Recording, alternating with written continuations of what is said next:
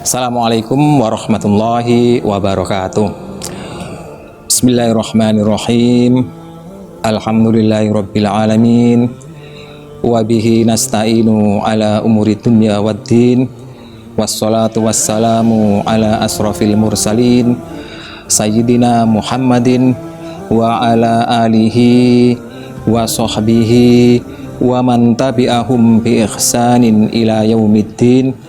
Subhanaka la ilma lana illa ma 'allamtana innaka antal alimul hakim. Amma ba'du, kaum muslimin yang dirahmati oleh Allah, alhamdulillah kita bisa bertemu kembali dalam kajian-kajian kita tentang agama kita. Kebetulan pada saat ini kita sedang menjalani ritual puasa di bulan Ramadan, yaitu bulan ke-9 dalam kalender Hijriah. Salah satu sabda Nabi, guru besar kita dalam hadis qudsi adalah Allah Ta'ala berfirman, as-saumu li wa analladzi ajzi bi. Artinya kurang lebih as-saumu li, puasa itu untukku, wa analladzi ajzi bi, dan aku sendiri yang memberikan pahala pada hamba-hambaku yang berpuasa itu. Kalau kita cermati, kenapa Allah Ta'ala kok menggunakan as-saumu li, puasa itu untukku, untuk Allah. Padahal kita tahu dan kita yakin seyakin-yakinnya bahwa Allah Ta'ala itu tidak butuh apa-apa, juga tidak butuh siapa-siapa. Lah kok sekarang Allah Ta'ala bilang as-saumu li, puasa hambaku itu untukku. Ini kalau kita cermati adalah bahwa ibadah puasa itu adalah ibadah yang sifatnya rahasia. Beda dengan ibadah-ibadah yang lain seperti sholat, kemudian haji atau jihad. Puasa itu as-saumu li, itu artinya puasa itu tidak bisa dibuat riya, juga tidak bisa dibuat sum'ah. Riya itu apa? Ditampak-tampakkan. Sum'ah itu diperdengar-dengarkan. Kalau sholat kita bisa tampak ya, rukuknya, sujudnya, berdirinya kita tampak. Jadi bisa kita buat di hadapan manusia itu tampak bagus. Itu namanya riya. Begitu juga sum'ah, itu diperdengar-dengarkan. Kalau kita baca Quran, mungkin pas kita baca sendiri, kita mungkin tulus ikhlas ya, karena Allah Ta'ala semata-mata. Begitu ada yang lewat, misalkan yang lewat itu atasan kita, atau kepala kita, atau mungkin wali kota kita, atau mungkin presiden kita, maka mulai berubah ya, yang kita perdengarkan mulai berubah dari ikhlas menjadi kurang ikhlas, lama-lama menjadi tidak ikhlas. Itu ibadah-ibadah yang lain bisa dibuat riya, bisa dibuat sum'ah, bisa ditampak-tampakkan baik di hadapan manusia, bisa diperdengar-dengarkan dengan baik di hadapan hamba-hamba Allah yang lain. Tidak karena Allah, tetapi puasa tidak seperti itu. Puasa itu gimana kita bisa melihat orang puasa ya? Dia sehari-hari ya bekerja seperti biasa. Kalau guru ya tetap ngajar seperti biasa. Beda dengan orang sholat. Kalau sholat dia ada di masjid ya kelihatan jelas. Tapi orang mengajar dengan orang sholat beda. Makanya kalau orang itu lagi mengajar dan dia sedang berpuasa, tidak kelihatan bahwa dia itu sedang puasa ya. Beda juga dengan orang yang berangkat haji. Dia diantar oleh orang sak kampung, semuanya melihat dan mendengar ya. Tapi puasa tidak bisa. Puasa itu untukku, itu maksudnya adalah puasa itu ibadah yang rahasia, tidak bisa ditampak-tampakkan, juga tidak bisa diperdengarkan. Itu salah satu rahasia ibadah puasa ya, rahasia antara Allah dengan hambanya. Oleh sebab itu Allah Ta'ala mengatakan as-saumu li, wa analladzi ajzibi. Kemudian pahala puasa itu Allah Ta'ala berfirman, walis soimi farhatani yafrohuhuma idza aftara fariha bifitrihi wa idza laqiya rabbahu fariha bisaumihi. Ada dua kegembiraan bagi orang yang melakukan ritual ibadah puasa. Yang pertama ada di dunia ini ya, yang kedua ada di akhirat nanti. Yang pertama yang kita dapatkan di dunia ini, walis soimi farhatani yafrohuhuma idza aftara fariha bifitrihi. Ketika dia mau berbuka itu gembiranya luar biasa. Semua orang kalau puasa beneran kemudian dia mau berbuka puasa ya, itu 10 menit, 5 menit atau 3 menit menjelang berbuka itu gembiranya sudah luar biasa. Bayangannya sudah macem-macem ya, aku kok buka iki, buka iku, itu gembira luar biasa. Semua orang kalau berpuasa dengan benar kemudian mau berbuka puasa itu pasti gembira. Meskipun orang itu mungkin punya masalah ya, utangi akeh, persoalannya akeh, tapi begitu dia mau berbuka puasa itu hilang semuanya, diganti dengan kegembiraan yang pasti akan datang. Entah itu nanti dia makan apa, minum apa, itu sudah gembira luar biasa ya. Ini contoh bahwa orang puasa itu nanti pasti dapat pahala yang luar biasa ya. Itu sudah di dunia gembiranya kayak gitu ya, belum lagi di akhirat kelak. Yang kedua tadi disebutkan, yang pertama walis soimi farhatani yafrohuhuma idza aftara fariha bifitrihi. Yang kedua wa idza laqiya rabbahu fariha bisaumihi. Kelak di akhirat kalau dia mau melihat ketemu Tuhannya ya, melihat Tuhannya, dia tuh gembira karena membawa pahala puasanya. Jadi orang kalau ketemu Allah itu ada dua kemungkinan ya. Yang pertama orang itu sedih. Kenapa? Karena merasa dosa-dosanya cukup banyak waktu hidup di dunia ini. Jadi mau ketemu sama Allah itu dia malu setengah mati ya, tidak bisa gembira ya. Dia akan menghadapi siksa yang luar biasa. Itu orang kalau banyak dosa. Tetapi kalau orang itu banyak amal perbuatannya, salah satunya adalah puasa, maka dia itu gembira ya. Dia sama Allah diberi kegembiraan waktu ketemu dengan Tuhannya. Itu kegembiraan yang luar biasa.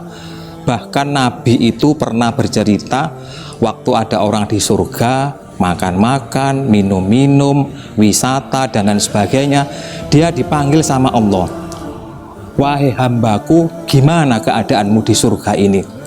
Ya Allah, aku cukup puas dengan layananmu di surga ini, semuanya tersedia sesuai dengan keinginanku, aku sudah sangat puas sekali.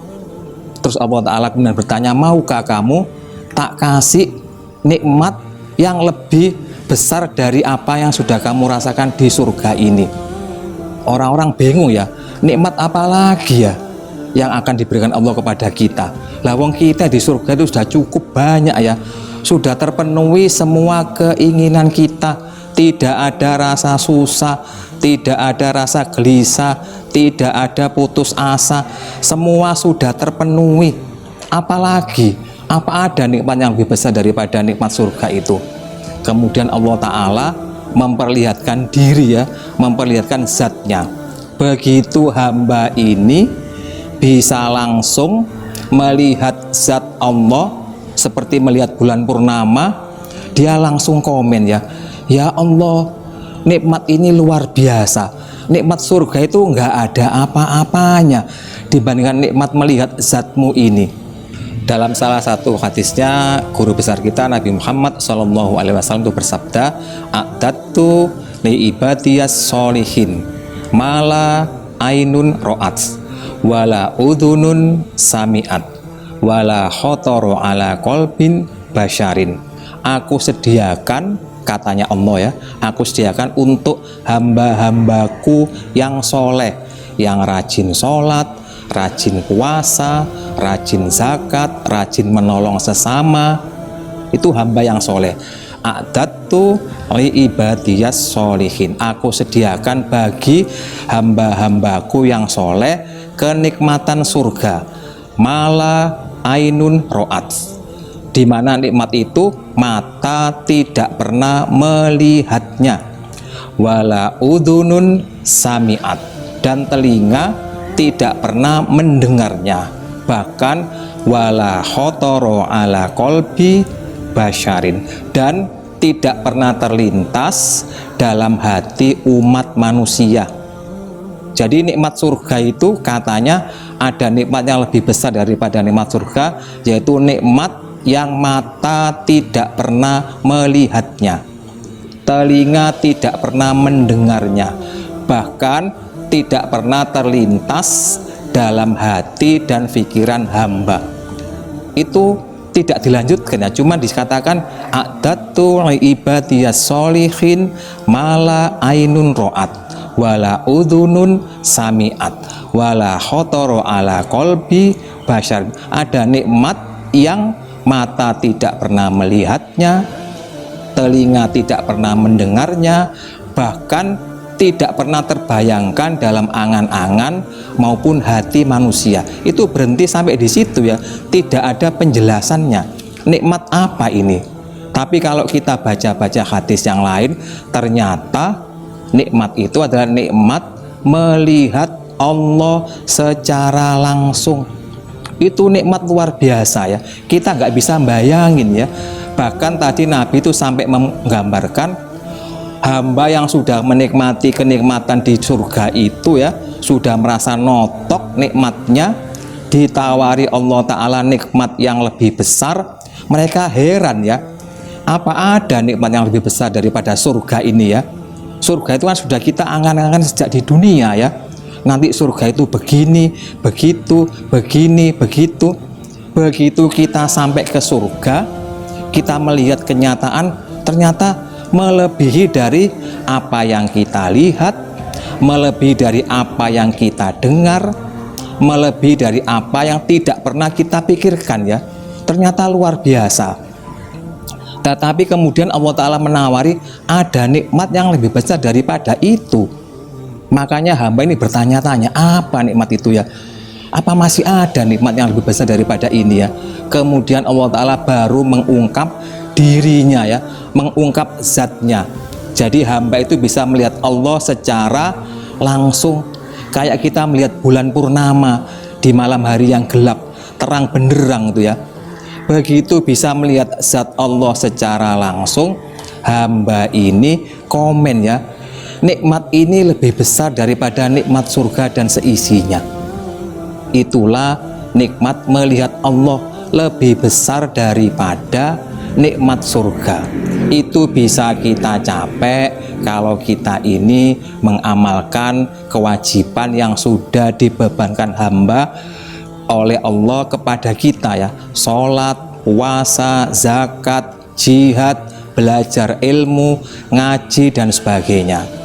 Berkenaan dengan puasa itu, Nabi juga berpesan ada 5 perkara yang dapat membatalkan pahala puasa. Membatalkan pahala puasa ya, bukan membatalkan puasanya, tetapi membatalkan pahala puasanya. Di mana pahala tadi itu kita sebutkan nikmat yang luar biasa ya, bisa ketemu dengan Allah secara langsung. Wa idza laqiya rabbahu fariha bisaumihi, ketemu Allah secara langsung. Itu pahala orang yang berpuasa dengan tulus ikhlas. Tetapi kalau ada hamba yang melanggar puasa ini, katanya Nabi ada 5 perkara yang dapat membatalkan pahala puasa. Bukan membatalkan puasanya ya, puasanya tetap jalan. Orang puasa itu durasinya 14 jam, Anggap aja kita mulai sahur jam 4 pagi ya, kemudian kita berbuka puasa itu jam 6 sore. Jadi durasi kita puasa itu 14 jam. Jadi sejak kita bersahur itu ya, kita sudah dapat pahala ya. Dan pahala ini terus dihitung sampai menjelang kita berbuka 14 jam ya. Itu kalau di total banyak sekali itu ya. Tetapi Nabi mensinyalemen, mewanti-wanti ada 5 perkara yang dapat membatalkan pahala puasa, bukan membatalkan puasanya. 1. Berbohong, berdusta, itu bisa membatalkan pahala puasanya. Bijui. Yang kedua apa? Ghibah, ngerasani koncone, ngerasani tonggone, ngerasani atasane, ngerasani bawahane, itu bisa membatalkan pahala puasanya. Jadi kalau kita cermati ya, kita mulai sahur jam 4 pagi, itu pahala sudah mulai dicatat. Begitu kita jam 7 masuk kantor, itu pahala masih terus tercatat ya, otomatis mengalir terus. Begitu kita mulai berinteraksi dengan sesama teman, mulai muncul rasan-rasan, ngerasani koncone, ngerasani tonggone, ngerasani atasane, ngerasani bawahane. Begitu kita mulai ngerasani, langsung pahala itu berhenti jam 7. Jadi kita cuma dapat pahala apa? Sampai menunggu buka, kita nggak dapat pahala apa-apa ya. Cuma dapat pahala apa? Lapar dan dahaga tok. Jadi puasa kita yang tadi pahalanya luar biasa itu menjadi sia-sia. Itu yang kedua ya. Ghibah, kemudian ada lagi adu domba, ngomong sana ngomong sini, sehingga gara-gara adu domba itu orang menjadi terpecah belah, yang mestinya bersatu menjadi porak-poranda. Itu adu domba ya, jual informasi ke sana, jual informasi ke sini, adu domba. Terus berikutnya adalah sumpah palsu. Dan yang kelima adalah wanadharu bisyahwatin, melihat segala sesuatu yang ada di dunia ini dengan penglihatan yang berdasar pada syahwat, hawa nafsu. Kalau kita cermati ya, hawa nafsu itu tidak ada habisnya. Lewat hawa nafsu itulah setan menggoda kita. Jadi kalau kita digoda setan lewat hawa nafsu, kita ini nggak sadar ya.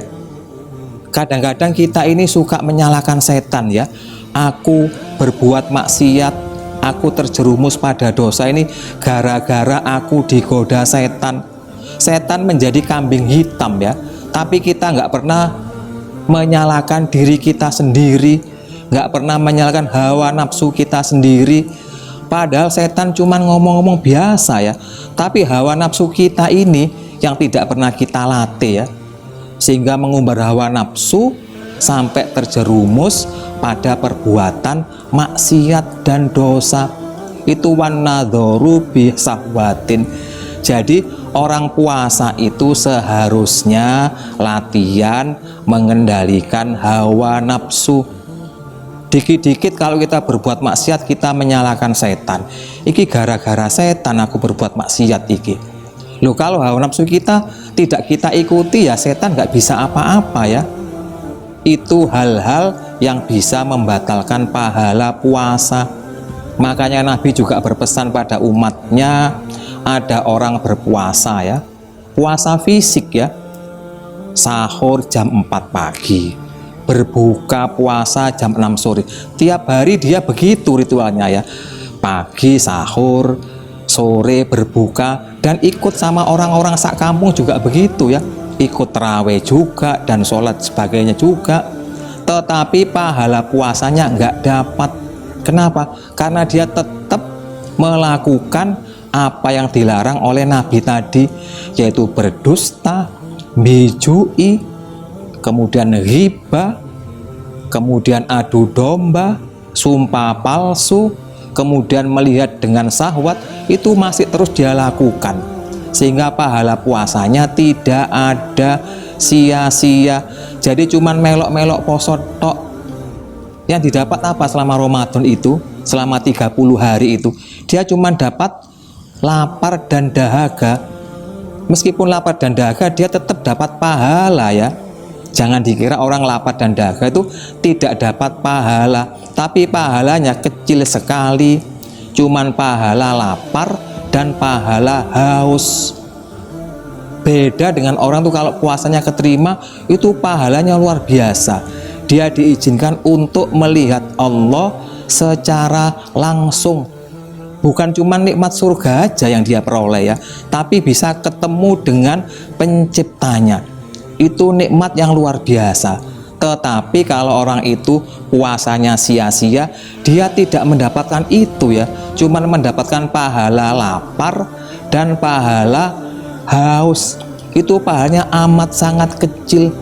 Untuk hamba-hamba yang sudah mengenal Allah, itu bukan pahala ya, itu kecil sekali, nggak ada artinya. Jadi kalau orang itu sudah mengenal Allah, dia akan berusaha untuk puasanya tidak sia-sia. Dia gembira waktu bulan Ramadan datang ya. Ini kesempatan dia untuk apa? Untuk melatih, mengendalikan, ngajari hawa nafsunya. Mungkin selama ini dia suka ngerasani, suka bohong. Dengan hadirnya puasa dia merasa ini kesempatanku untuk memperbaiki diri, sehingga dengan itu puasanya tidak menjadi sia-sia. Jadi jadikan puasa ini sebagai ibadah yang tujuannya apa? Memperbaiki diri sendiri. Dengan cara apa? Dengan cara mengendalikan hawa nafsu. Tidak bijui, tidak suka berbohong, tidak riba, tidak ngerasani koncone, tonggone, atasane, bawahane, tidak sumpah palsu.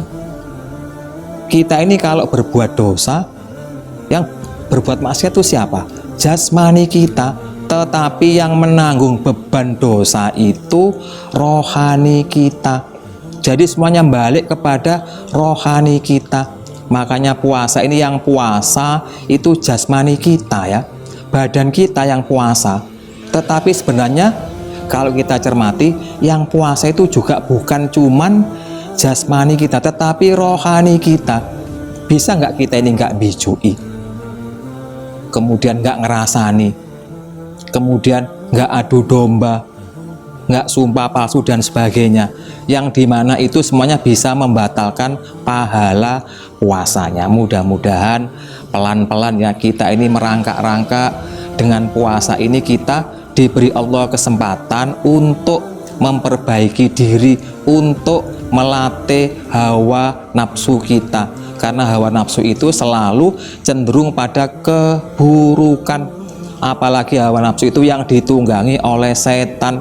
Meskipun setan dibelenggu ya selama Ramadan, tapi kalau hawa nafsu kita ini liar, tidak kita kendalikan, itu menjadi bumerang buat kita. Mudah-mudahan pelan-pelan kita bisa memperbaiki diri sendiri selama Ramadan ini.